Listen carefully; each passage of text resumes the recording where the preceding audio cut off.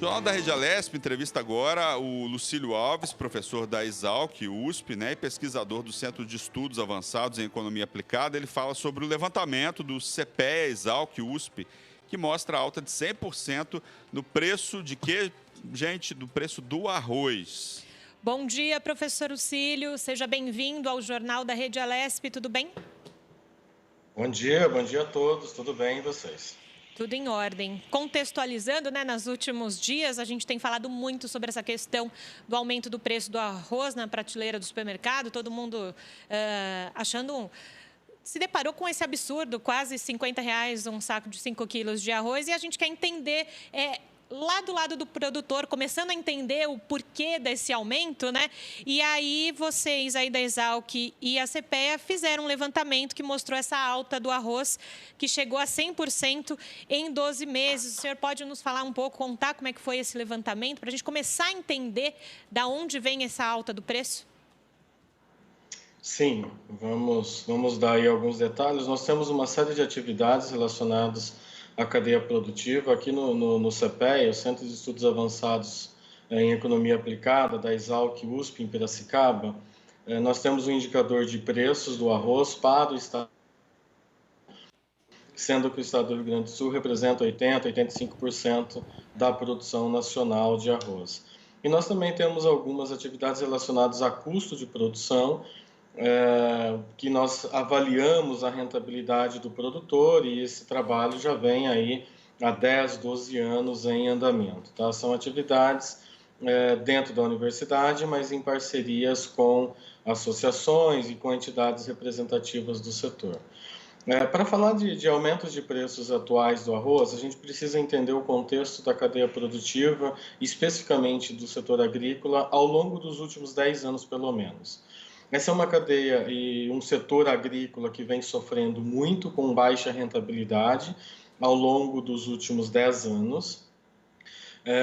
Só para resumir, em 10 anos até 2019, em 8 deles, o produtor de arroz não teve receita suficiente para cobrir o seu custo total de produção. Ao não ter receita, automaticamente o produtor vai buscar outras culturas alternativas e claramente com rentabilidades maiores. E por que não tem rentabilidade positiva? Porque ao longo do tempo, conforme a renda da população aumenta, o poder aquisitivo vai aumentando, outros produtos entram na mesa do consumidor, especialmente na família, no doméstico, e o peso do arroz sobre o consumo total de alimentos diminui. Então, ao longo dos anos, a demanda de arroz no Brasil vem diminuindo. A que ponto? Se a gente considerar nos últimos 7 anos, nós tivemos uma queda de consumo de 20% de arroz no Brasil. Então, é algo expressivo. E se o produtor mantivesse a mesma área com arroz, a oferta estaria elevada e preços cairiam ainda mais. Então, o produtor foi migrando e houve um ajustamento entre oferta e demanda, mas a preços menores. E com isso, os estoques de passagem ficaram cada vez menores. E claramente, com estoques de passagem menores, qualquer choque de oferta e qualquer choque de demanda, para menos no caso da oferta, ou para mais no caso da demanda, reduziria os estoques ainda mais e os preços subiriam. E é isso que a gente está vendo. Na verdade, nesta temporada, ou neste ano 2020, nós começamos a temporada em março. O ano safra do arroz vai até fevereiro, ou seja, de março de um ano a fevereiro do ano seguinte. Nós começamos com estoque para 3 semanas de arroz. Veio uma nova safra com crescimento em relação a 2019, só que ao mesmo tempo nós tivemos o contexto do isolamento social em virtude da pandemia no Brasil, fazendo com que as famílias ficassem mais tempo em casa, ou ficassem em casa, E em relação ao consumo fora do domicílio, ao ficar mais tempo em casa e o consumo ficar mais, prevaleceu o consumo doméstico, o peso do arroz se elevou em relação ao consumo fora do domicílio. Isso fez com que nós tivemos um choque de demanda, só que a colheita de arroz é março e abril, ou seja, A área estava dada, a produção estava dada, e nós tivemos um choque de demanda em um ambiente que já se esperaria ao final da safra, agora, ao final do ano safra, que é fevereiro 21, já se esperaria lá na frente um estoque também baixo. Bom, aí vem uma demanda maior do mercado interno, em função do isolamento social e, na sequência, em função dos recursos repassados pelo governo federal para as famílias de forma geral. Nós tivemos um grande número de famílias recebendo o auxílio emergencial e muitas famílias que não tinham recursos nem para comprar os alimentos básicos do seu dia a dia. Isso também contribuiu para elevar ainda mais a demanda de arroz. Esse choque de demanda já começou a elevar preços e nós viemos ao longo dos meses com preços em alta. Claramente, nesse meio do período, com uma taxa de câmbio elevada, dificulta a importação de arroz, encarece a importação de arroz, mas aumenta a atratividade de uma exportação de arroz. Nos produtores estão exportando arroz ao preço em dólar equivalente ao do ano 2019. Só que nós temos uma taxa de câmbio 35 a 40% maior do que em 2019. Em reais também se eleva. E ao exportar, contribui também para essa redução dos estoques de passagem e os preços se elevaram de forma mais intensa nos últimos 2 meses. Professor, o que pode ser feito para diminuir, né, esse avanço aí? O pessoal estava brincando aqui antes, 50, a Júlia estava falando também, R$ 53, né? Tem lugar que está ali 40, 20, 39, 40. Um saco de 10 quilos. O Rogério aqui, nosso chefe de redação, também falou que está ali. Já viu o saco de 5 quilos de arroz por R$ 53, sendo que o normal seria ali R$ 17, R$ 18 há 2, 3 meses atrás. O que pode ser feito para reduzir, né, os valores no mercado nacional? O que é preciso fazer nesse momento? Ponto importante. Os aumentos de preços observados no Brasil são equivalentes aos aumentos de preços observados no cenário internacional, em que o preço do arroz e os preços dos alimentos no cenário internacional também subiram. Talvez num cenário internacional só não subiu o preço da carne, mas para o Brasil subiu. Por que está subindo? Porque a gente tem uma taxa de câmbio extremamente elevada. O que fazer? É uma dificuldade muito grande. De curto prazo é difícil apontar alguma solução. Certamente a gente vai ter um equilíbrio maior lá na frente, quando uma nova oferta de uma nova safra chegar. Os produtores já estão semeando a nova temporada. Já há uma expectativa ligeira de aumento de área, 5%, 6%, 7%, se chegarmos. Mas não há muito o que fazer no curto prazo. E o outro ponto importante, o produtor de arroz está vindo, como eu comentei, de anos de baixa renda. Então, ele também não tem capacidade para aumentar de forma expressiva a sua área, para daqui a 5 meses nós tenhamos uma oferta mais abundante.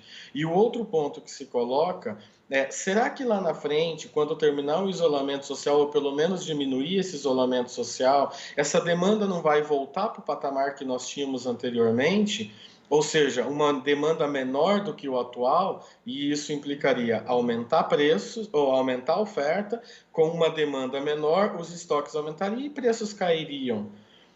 E isso refletiria lá no campo, onde nós não temos uma política tão expressiva também agrícola para subsídio lá no campo. De curto prazo, eu acho que não há solução. Talvez um caminho seria, ao longo do tempo, o governo retomar o que se tinha em décadas anteriores de haver estoques reguladores governamentais. Mas, ao longo do tempo que se vê, é uma saída do governo em relação a essas políticas e deixar o mercado se autorregular. E um ponto mais importante, o contexto que a gente está vendo aqui não é apenas Brasil, é um cenário internacional. O fato é que o Brasil tem uma taxa de câmbio desvalorizada, o real está desvalorizado e isso encarece a importação. Se nós tivéssemos uma taxa de câmbio equivalente ao que nós tínhamos há um ano e meio atrás, só isso já se resolveria para uma série de produtos e não apenas o mercado de arroz. Só que isso é um problema nacional, isso é um contexto de economia, isso é um contexto de política, não é um contexto do setor de arroz e não é um contexto do setor ou do agronegócio como um todo. Na verdade, se não fossem as exportações do agronegócio, nós teríamos uma taxa de câmbio ainda maior do que essa e certamente esse custo chegaria até os consumidores através de preços maiores. Então, professor, o senhor, pela sua fala, o que me parece é que nesse momento da pandemia, muita coisa, principalmente dessa questão da safra, quando o senhor fala em aumento de área de produção, para que as pessoas que estão em casa não conhecem muito o assunto e o setor, seria isso? Tudo jogou contra a gente nesse momento, né? Não se ter reserva, não se ter incentivo para o produtor. É mais ou menos isso que eu estou entendendo? É isso, na verdade, se a gente pegar em termos de consumo, 2018 e 2019, o consumo de arroz tinha caído 15%, 14%, só nesses últimos 2 anos. Automaticamente o preço do arroz lá no campo diminui, e isso fez com que os produtores reduzissem a área com arroz também nesse período. Ao reduzir demanda oferta, o mercado se equilibrou num nível de preços inferiores. E, de repente, apareceu um choque de demanda, em virtude de uma mudança de hábito de consumo entre alimentação fora do domicílio para uma alimentação dentro do domicílio, acrescida aos recursos repassados pelo governo federal, através da assistência nesse período de pandemia, contribuiu para elevar, não é o caso do arroz, os derivados de farinha de trigo, né, os derivados de trigo como farinha, biscoitos e etc., também subiram. Os preços de farinha de mandioca também subiram de forma expressiva, inclusive norte e nordeste do país, porque as pessoas passaram a ter renda e, em alguns casos, uma renda que ele não tinha lá atrás, né? Agora, a safra de arroz, e pegando o Rio Grande do Sul, Santa Catarina, que são os maiores estados produtores, a cultura é semeada agora de setembro a novembro, especialmente outubro e novembro, com uma colheita 150 dias posteriores, 5 meses depois. Ou seja, nós vamos ter uma colheita de arroz lá por março, abril, maio de 2021. Certamente, com os preços maiores agora, muitos produtores vão aumentar a área, porque estão vendo uma oportunidade lá na frente. O que pode, inclusive, não acontecer, mas eles tomam a decisão com base, né, na informação atual. Isso vai fazer com que a gente tenha, sim, provavelmente, uma safra um pouco maior lá em 2021. Então, é só naquele momento, março, abril, maio, quando a nova safra efetivamente chegar, é que nós vamos ter, portanto, uma maior disponibilidade de arroz no mercado interno. Até lá, não temos. A América do Sul, o hemisfério sul não colhe arroz neste segundo semestre, só vai colher no primeiro semestre, então não tem aonde buscar, né? E mesmo com a isenção de tarifa de importação que o governo deu, né, a tarifa externa comum, a TEC, para 400 mil toneladas, até dezembro, primeiro que esse produto vai demorar para chegar, ele vai chegar provavelmente segunda quinzena de outubro para frente. E as 400 mil toneladas significa menos de 15 dias de consumo nacional. É muito pouco, né, para mexer preço. E, além disso, no Mercosul, que temos oferta, o preço já é menor do que no Brasil e é de onde nós importamos arroz. A tarifa externa comum isenta significa que a gente pode buscar produto fora do Mercosul. Bom, os Estados Unidos têm um preço 15% maior do que o do Brasil para comprar lá. Para comprar lá e trazer para o Brasil, temos todo um custo logístico. Então, o produto já chegaria mais caro aqui. Portanto, não é esse o produto que vai fazer preço no Brasil cair. A outra alternativa, e daí sim temos preços mais baratos, é na Ásia. Os governos asiáticos estão com bloqueio de exportação, estão restringindo vendas externas. Só que comprar na Ásia, se conseguir, tem que trazer para o Brasil. E quanto custa essa internalização? Qual é esse custo logístico de lá para cá e depois levar até as regiões deficitárias no Brasil? Portanto, realmente nós vamos ter um novo equilíbrio com uma nova safra, março, abril, maio de 2021. Professor, e aí muita gente se pergunta, né? Arroz e feijão estão na base da alimentação do brasileiro, é difícil substituir, né? Enfim, a gente está uma vida, é cultural, né? O arroz com o feijão no Brasil. Mas a pergunta que todo mundo faz é, já que está tão caro, o que a gente pode substituir o arroz nesse momento, né? De saco de 10 quilos a R$ 53,00. É possível fazer alguma substituição? Sempre há possibilidade de substituição, e a substituição natural seriam os derivados de trigo, né? Ou produtos aí que usam a farinha de trigo. Só que os preços de trigo no cenário internacional e no cenário brasileiro também subiram de forma expressiva durante 2020. E como eu comentei, se a gente pegar o próprio IPCA como referência de preços no varejo, arroz, farinha de trigo e farinha de mandioca, que estão na mesa do consumidor, foram os que mais subiram, né? São os itens que estão na cesta básica. E por que subiram? Subiram porque a gente tem um choque de demanda. Que choque de demanda? No Brasil e no mundo. As pessoas ficaram mais tempo em casa e vão buscar produtos de mais fácil preparo. E eles já estão ali. Então, alternativas pontuais, mas para a gente ter um parâmetro, mais da metade do trigo que nós usamos para fabricar farinha de trigo no Brasil é importada. E essa farinha de trigo importada estão nos maiores preços também que a gente já viu nos últimos anos. Em virtude do quê? Em virtude de um aumento de preços em dólares, mas um aumento também vindo da nossa taxa de câmbio maior, que eleva o custo da importação.